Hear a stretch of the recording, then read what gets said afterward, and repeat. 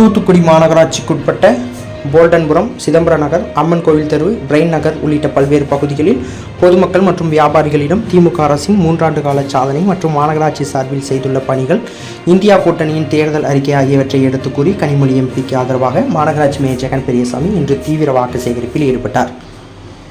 தூத்துக்குடி பாராளுமன்ற தொகுதியில் திமுக துணை பொதுச் செயலாளர் கனிமொழி எம்பி 2வது முறையாக போட்டியிடுகின்றார்.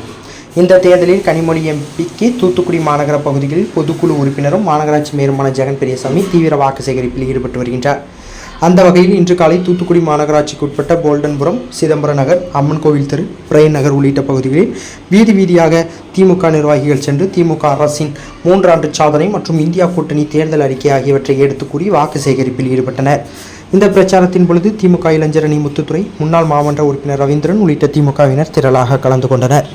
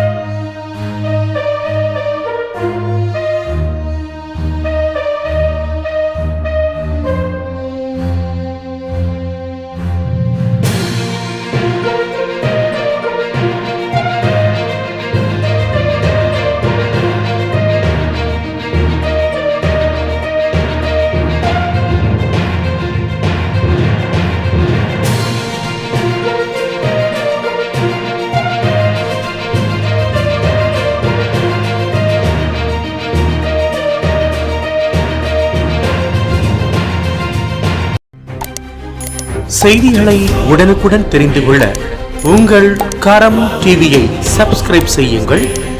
அதோடு பெல் பட்டனையும் கிளிக் செய்யுங்கள்.